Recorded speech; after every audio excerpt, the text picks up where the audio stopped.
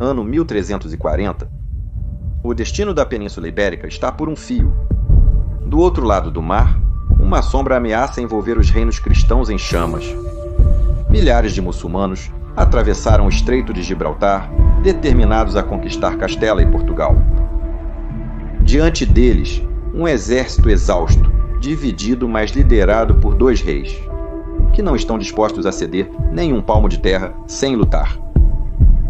Em um campo de batalha regado de sangue, onde a estratégia, a fé e a luta atingem seu auge, será travada uma das batalhas mais decisivas da Reconquista. A vitória significará a sobrevivência, a derrota, o início de uma nova invasão. Hoje testemunhamos uma tempestade de aço, sangue e vingança, um embate titânico entre 2 culturas. A batalha definitiva entre a Cruz e o Crescente na Península. Hoje, damas e cavalheiros, repetem-se as navas de Tolosa. Hoje conhecemos a Batalha do Salado. Em meio No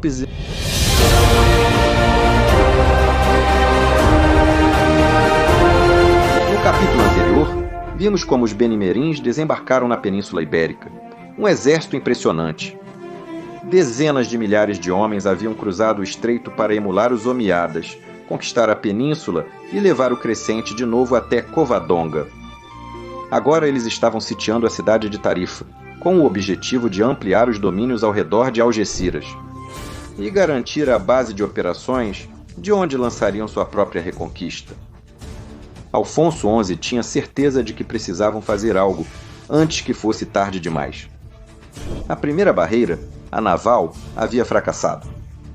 Agora seriam os homens a pé que falariam. O monarca castelhano convocou seus nobres, reuniu tropas, chamou os aliados e se preparou para a guerra, bombar a guerra. Havia uma ordem clara: deviam salvar a praça. As hostes de Castela começaram a se agrupar em Sevilha, mas não eram suficientes. Precisavam de mais tropas.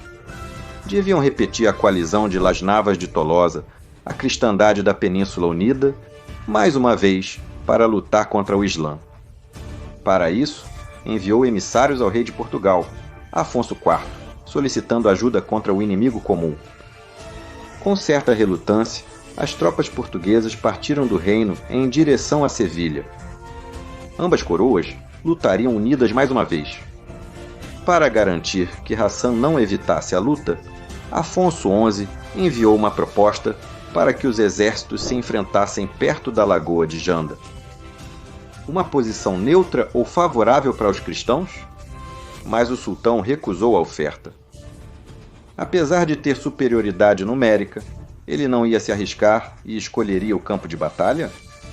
Quando o exército cristão estava pronto, a campanha começou, que voltava a ter a consideração de cruzada.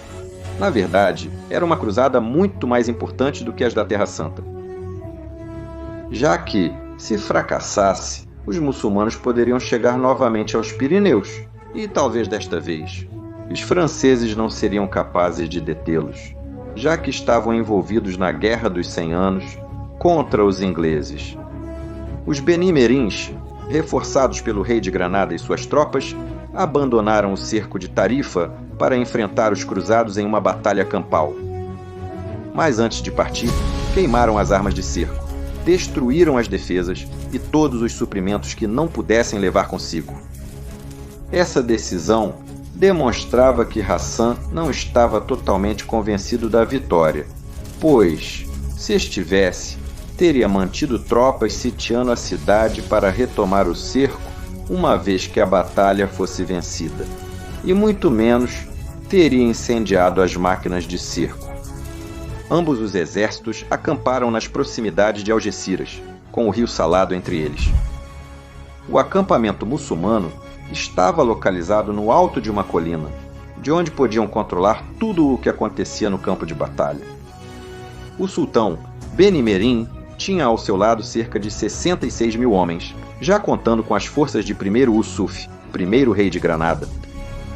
Era uma invasão em grande escala da península. Afonso XI havia reunido cerca de 22 mil. Entre as tropas da coroa, as hostes de Portugal, as ordens militares e as milícias municipais, era 1/3 do poder dos muçulmanos. No dia 30 de outubro, os exércitos se posicionaram um diante do outro, e entre eles, o Salado. A vanguarda cristã era formada pela florinata da nobreza castelhana, as tropas de elite da coroa, o melhor da península. Era liderada por Juan Núñez de Lara, Alonso Méndez de Guzmán e Dom Juan Manuel. Além das tropas profissionais, estavam presentes as milícias de Sevilha, Gerés e Carmona. O centro era liderado por Alfonso, XI cercado pela guarda e acompanhado pelas forças episcopais e arcebispais, assim como por grande quantidade de fidalgos. E na retaguarda estavam as tropas de pior qualidade, lideradas por Gonçalo de Aguilar e Pedro Nunes de Guzmán. E era composta por diversas milícias, entre as quais estavam as de Córdoba. O flanco esquerdo era composto pelos portugueses, que somavam cerca de 1000 cavaleiros. Eram de ótima qualidade, mas eram poucos, por isso estavam reforçados por outros 3.000 castelhanos, todos liderados pelo rei de Portugal, Afonso IV.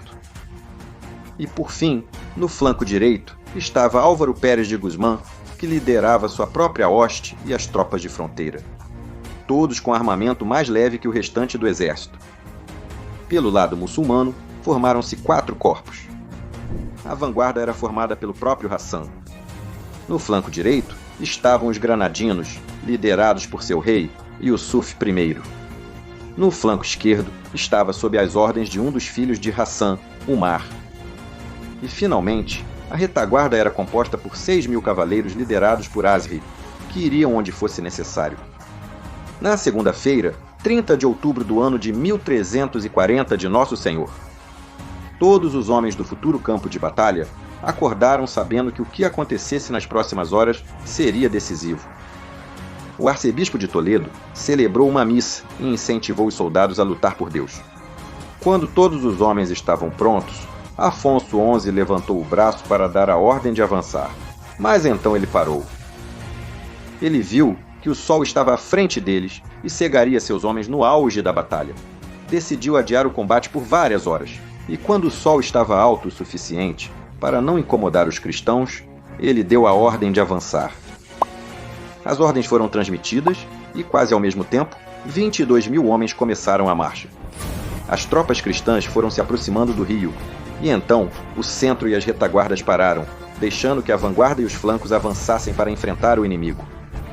As tropas benimerines estavam protegendo seu lado do rio, coladas à margem, para conseguir uma pequena vantagem sobre os guerreiros que o atravessavam. O trecho do rio que podia ser atravessado era longo, mas, chegando a certo ponto, o rio ficava fundo, e só podia ser cruzado por uma ponte romana, defendida pelos muçulmanos. A vanguarda cristã entrou no rio, e então emergiu pela outra margem, investindo contra as forças benimerinas. O combate se espalhou por toda a linha de frente. Os arqueiros muçulmanos atiravam contra a massa de cristãos que tentavam atravessar as águas do rio, causando feridos e baixas entre a elite castelhana e portuguesa, em uma inferioridade de 3-1.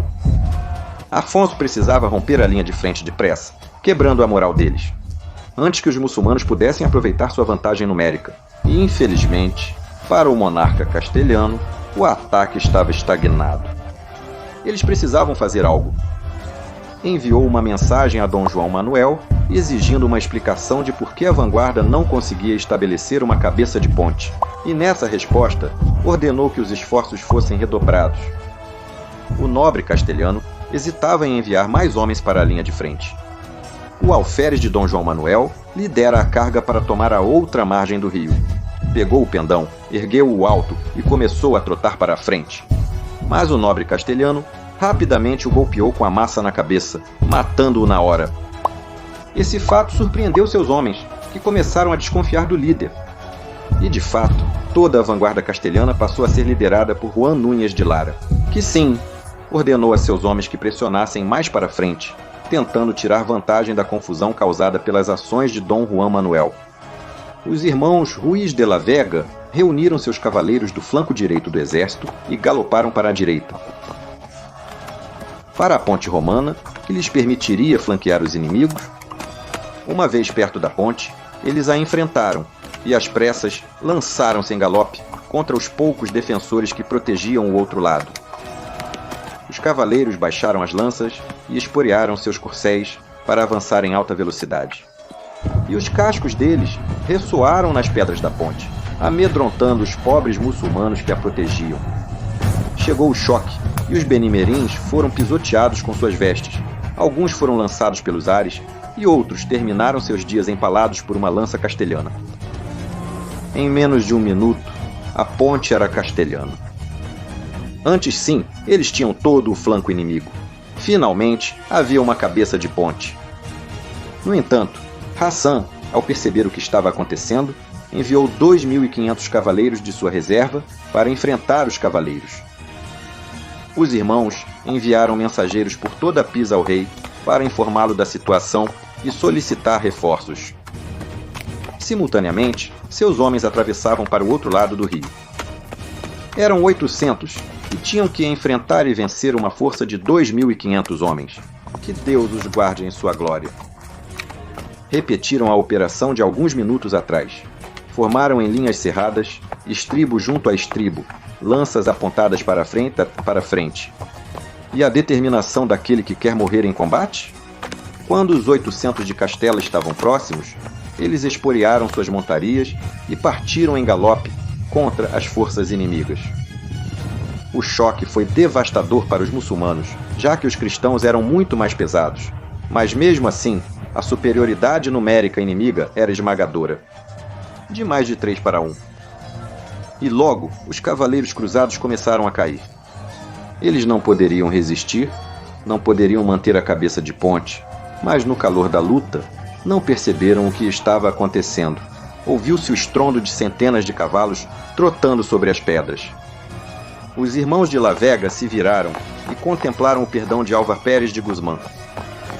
Alfonso tinha sido rápido e o enviou com 1.500 cavaleiros pesados para reforçar a cabeça de ponte.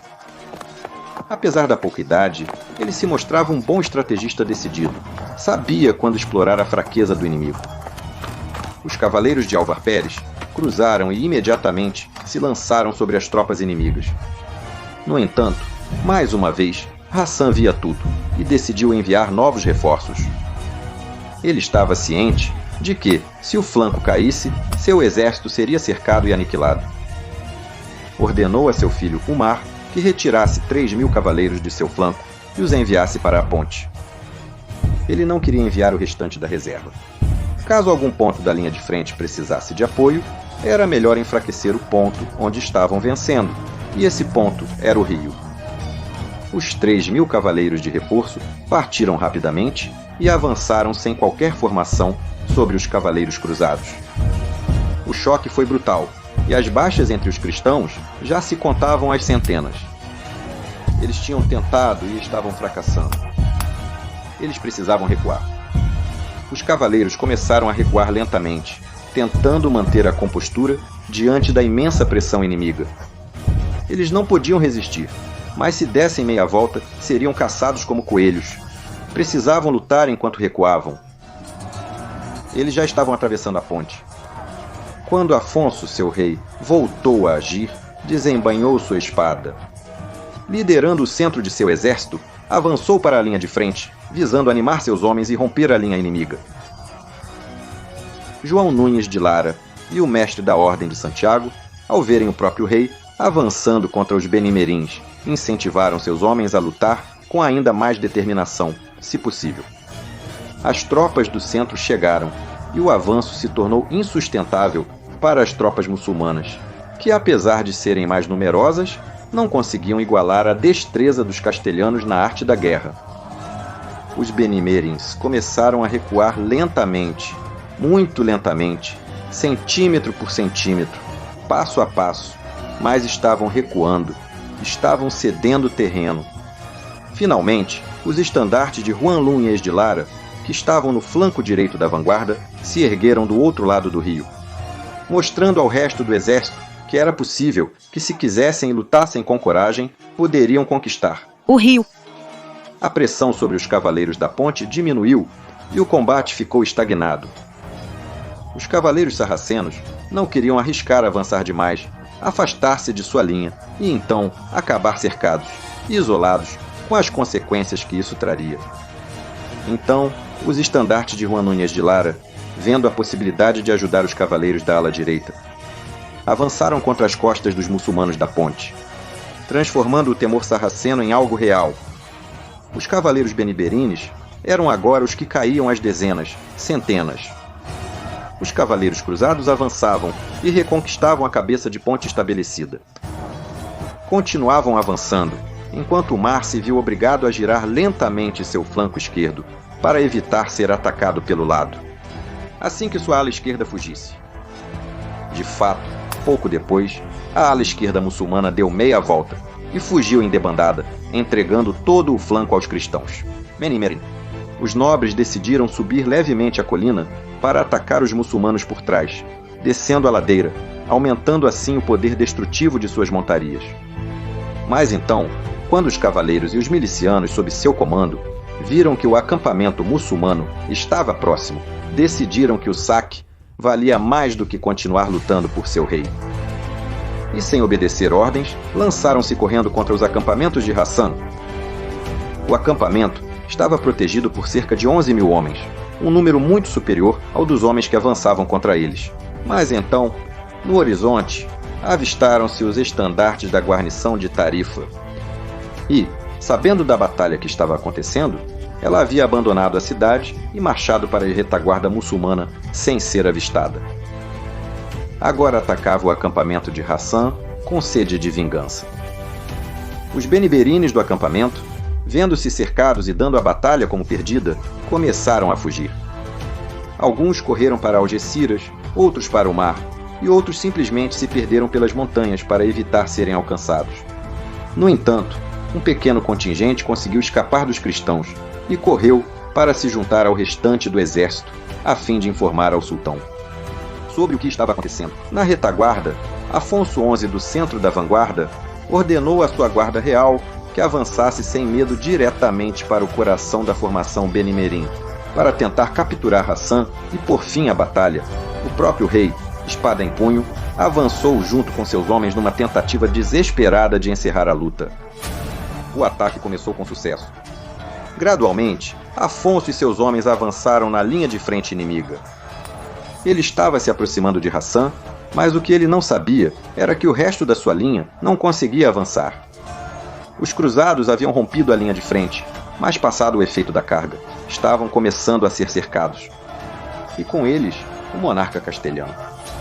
As flechas começaram a cair sobre os homens de Afonso, que por pouco não perdeu a vida. Quando uma flecha passou raspando em seu corpo e se cravou na cela, ele estava arriscando demais. O arcebispo de Toledo, Gil de Albornoz, interrompeu seu avanço para evitar males maiores.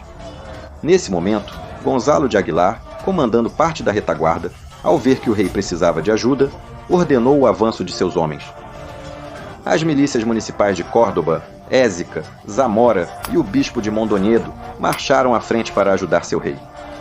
Eles investiram contra os benimerines, permitindo um descanso aos seus companheiros da vanguarda e conseguindo evitar que Afonso e sua guarda fossem totalmente cercados.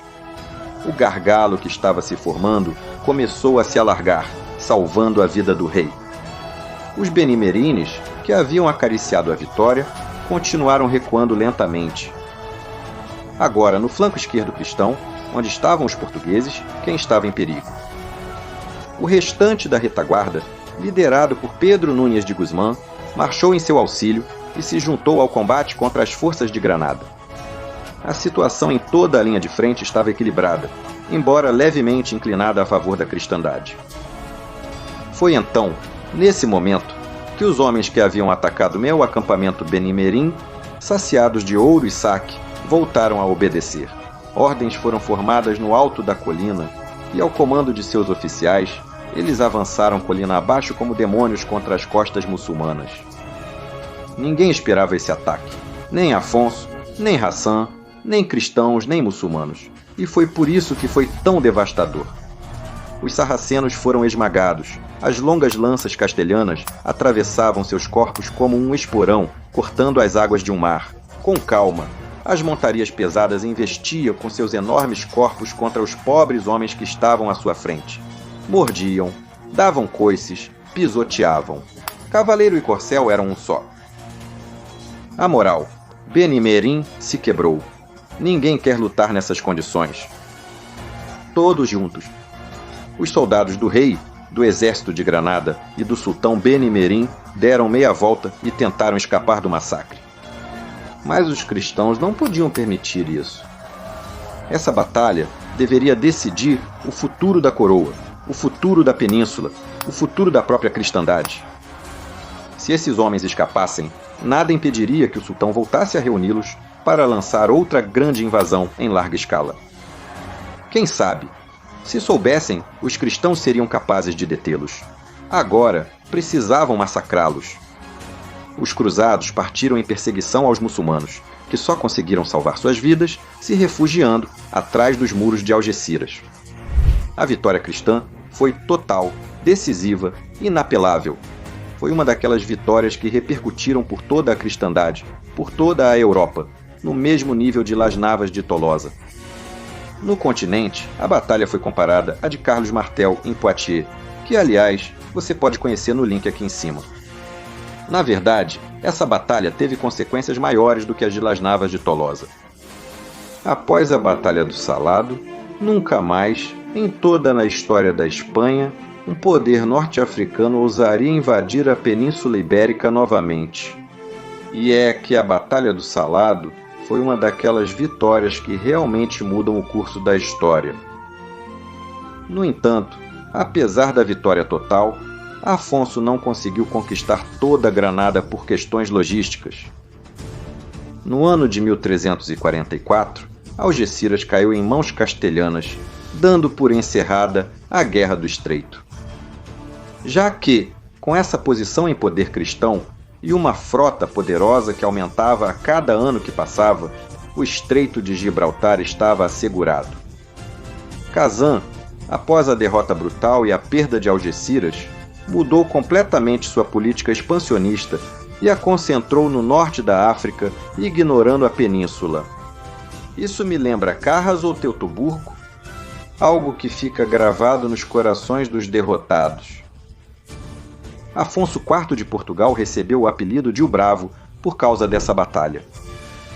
No ano de 1350, Afonso XI o Justiceiro morreu vítima da peste negra. Marinheiros genoveses os trouxeram para a Europa. Ele tinha apenas 38 anos. E agora é hora de fazer a mesma pergunta. O que acontecerá após a morte do rei? Acontece que Afonso XI gostava muito de ter filhos. Ele teve pelo menos 13. Mas algum bastardo que não está contabilizado. Então imaginem só a confusão que pode acontecer no próximo capítulo.